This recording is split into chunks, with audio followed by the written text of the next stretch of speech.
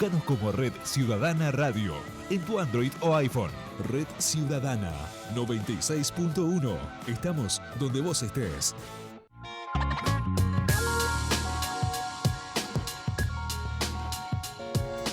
Natalia es una de las hijas de Mariano Skepted. Él fue brutalmente asesinado a golpes por su ex yerno en la vereda del juzgado donde trabaja Karen. Karen era la expareja de este sujeto de nombre Pablo Yander. Yo le quiero agradecer a Natalia que haya venido. En realidad iban a venir ambas, iban a venir también con Karen, pero bueno, creo que Karen no está en condiciones de hablar, al menos por ahora. Buenas noches. Hola, buenas noches. ¿Cómo está ella? Quebrada.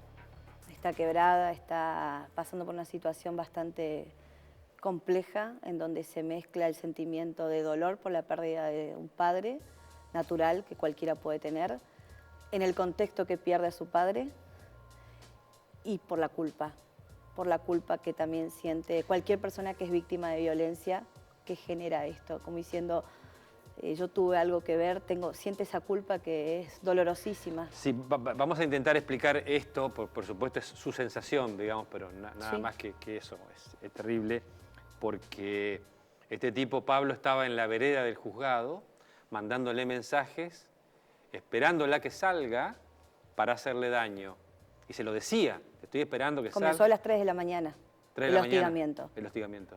Comenzó a las 3 de la mañana y fue increciendo a tal punto que a las 9 de la mañana el tenor de esos mensajes ya fueron de otra manera. Ahí los estamos viendo, perdón, a ver si podemos... Sí. Ahí está. Es tremendo lo que aparece en esas capturas de pantalla, tremendo. Prepárate porque esta vez se pudre bien, te voy a romper todo. Bueno, Llamalo a tu papá, llamarlo a tu papá, así le que dice. pego bien. Sí, no está clarito los mensajes en donde él está, en uno de ellos se puede ver bien, bueno, el de las 3 de la mañana, Sí. luego el de las 9:26. Ahí estoy viendo, sí, a las 9, creo que 9:40, dice, te voy a romper la boca, llamá a tu papá, así pego bien, ya, y no nos vemos más la cara. Desbloqueame del WhatsApp porque ella lo tenía bloqueado. Estos son mensajes de texto Claro. tradicional. Entonces, claro, ella, angustiada, asustada, temerosa, llama a su padre. Le da aviso a su mamá, Ajá. porque mi papá había salido a hacer unos trámites. A quien avisa es a su mamá y le cuenta lo que estaba sucediendo y ella le dice, Marina me va a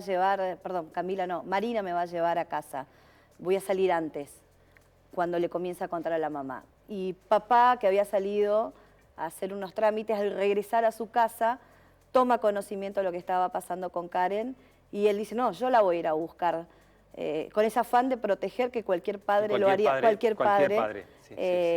Con esa seguridad de que él podía, y como cualquier ciudadano cree que no le va a pasar algo malo. Y ahí se encontraron en la vereda, digamos.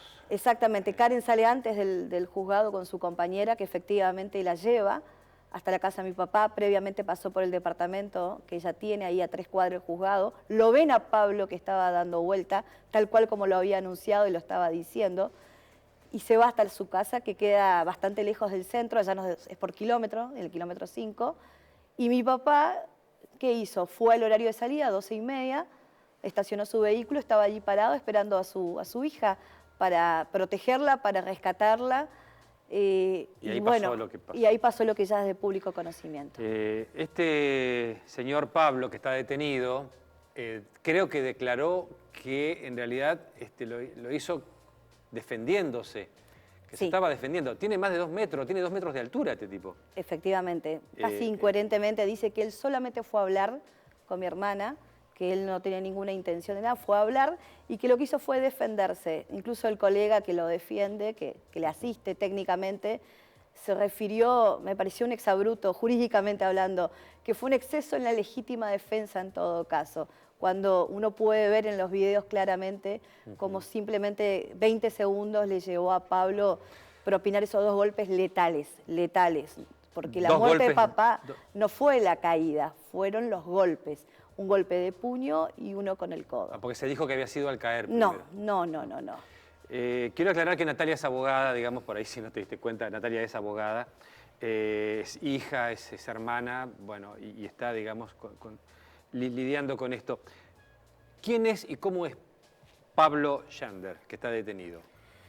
Una persona sumamente violenta, peligrosa, agresiva, que vivía en la anomia, al margen de todo tipo de lo que es la autoridad y la ley. Él tenía 5 denuncias ya en sus espaldas, 3 de ellas de su expareja, de Camila Yum. La nombro, no por falta de respeto, sino porque la misma Camila hizo público todo lo que le pasó, hizo un tuit el día domingo, fueron varios posteos que ella hizo y contó el calvario que vivió con Pablo. La madre de Pablo también lo denunció y el actual novio de esta chica Camila también efectuó denuncias. Quien la asiste, el doctor Selva Andrade, yo lo había escuchado por las radios en El Dorado, no podía creer que hacía 2 años que veían pidiendo la detención de Pablo. Vivía al margen de la ley sin importarle absolutamente nada. Una persona con un buen pasar económico, Sí, al parecer, ¿no? Bastante buen pasar económico, con un entorno que le da una cierta red de contención en cuanto a los contactos, en cuanto al poderío económico. En El Dorado nos conocemos todos. O sea, ¿se creía impune o se cree impune? Totalmente. Si no, ¿cómo uno puede entender que teniendo 5 denuncias seguía comportándose de esta manera? Totalmente, no le importaba nada. Él se comportaba como tal cual patrón de estancia. ¿Cuánto tiempo estuvieron juntos él y Karen y tu hermana? Mira, lo que se dice como formalmente, lo que podríamos decir una relación casi formal, no fue más de 2 meses, porque él en ese momento tampoco estaba radicado en la ciudad del Dorado, iba y venía. Esto lo decimos hace 2 años atrás. O sea, el calvario de mi hermana que duró más de 1 año y medio, desde que ellos finalizaron. Por eso la denuncia de ella en febrero de este año, que Claro. motiva la cautelar que ella tenía de una medida de restricción.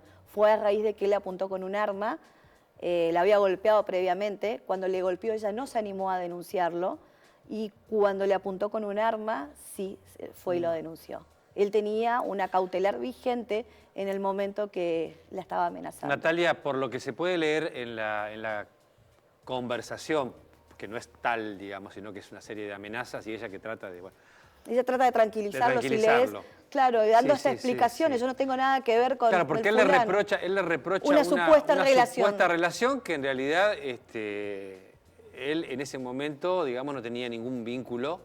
Es más, no podía acercarse siquiera, digamos. No podía ni siquiera acercar. Y poniendo la hipótesis de que tuviese algo que reprocharle, tampoco era la forma. No, claramente, pero digo... Sí, claro, pero no tenía claro. ninguna relación y ella, si uno ve los mensajes, creo que de las 3 de la mañana, o el de las 9, le dice, yo no tengo nada que explicarte, no sos nada mío. Un detalle importante. Sí, ahí está. Inclusive a las 9:38 se repite, dice, déjame de joder, Pablo, no sos nada mío para joderme, y después insiste, no tenés nada mejor que hacer, déjame de joder, hacé tu vida, déjame tranquila, bueno, y él todo el tiempo... Un detalle, sí. En ese momento de las 9:30 de la mañana, mi hermana llama por teléfono. Primero le envía mensaje de WhatsApp a la madre de Pablo, poniendo en conocimiento de lo que, como diciendo, venía a buscarlo a tu hijo, calmalo a tu hijo, nunca le contestó, y luego le llamó 7 veces a la mamá de Pablo. 7 veces, como diciendo, por favor, que ella estaba pidiendo auxilio de todas las maneras para calmarlo y... Lo único que yo tendría para reprochar, si uno, en el diario del lunes, fácil hablar, eso lo decía, es cómo no dio aviso en ese momento a su jueza, que estaba al tanto de esta cautelar, de que él estaba merodeando. Porque estaba en un lugar, si se quiere, protegida, digamos, porque estaba en los juzgados, es el mejor lugar. Y es la vergüenza, esto pasó por la vergüenza. Cuando yo hablo con ella, le digo, ¿por qué? Y me dice, me dio vergüenza, me sentí culpa.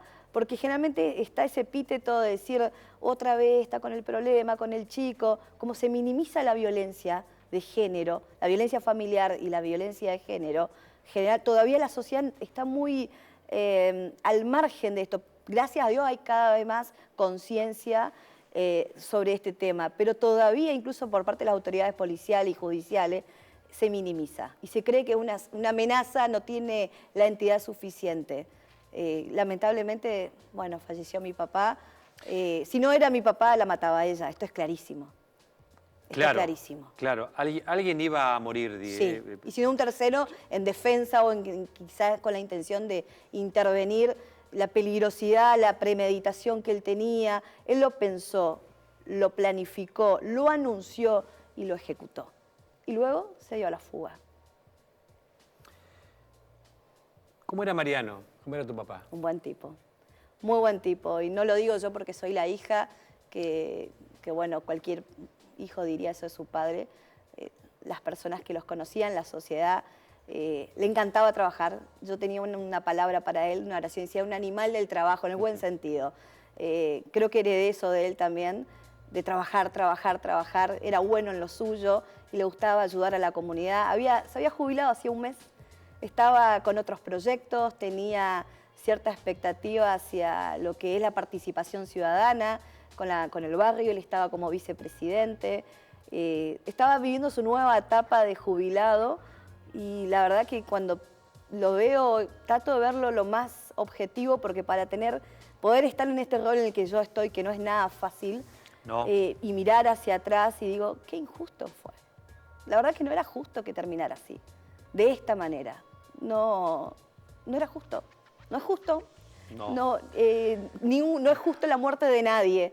Sí, pero... Y con el desenfado con que él se movió, con el que Pablo, sin importarle nada, 2:30, cuando todos los empleados de tribunales salían, ni siquiera eso le importó. Nada. Ahí uno se da cuenta cómo es él, cómo es Pablo. Tu papá conocía este lado violento de Pablo. Sí. Y el consejo hacia mi hermana era, bueno, no, alejate, ya tenés la cautelar, confiando en las instituciones y en los resortes que las instituciones nos dan, como una medida cautelar, confiando en eso, él quedó tranquilo. Es casi una cachetada para mí esto. Porque es así, porque confió en las instituciones. Él confió en el sistema. Confió en el sistema, absolutamente, absolutamente. Porque yo misma siempre alenté que se confíe en el sistema, porque formo parte del sistema. Entonces... Lo que pasa que, perdón, ¿no? Yo no me gusta hablar sin saber, Natalia. Sí.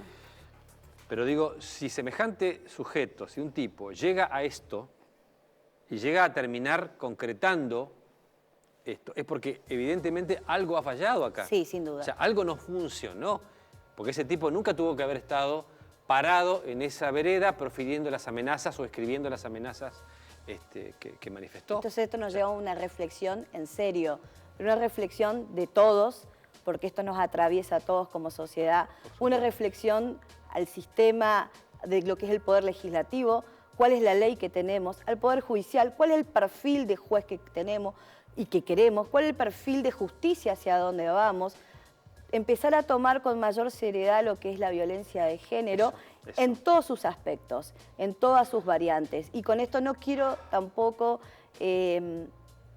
recriminar el sistema judicial en su generalidad, porque conozco muchísimas personas que trabajan muchísimo, pero algo evidentemente no estamos haciendo bien, o habrá que replantearse, o quizás ver si los recursos con los que cuenta el Poder Judicial son lo suficiente, o la legislación que tenemos es la coherente para poder afrontar este flagelo.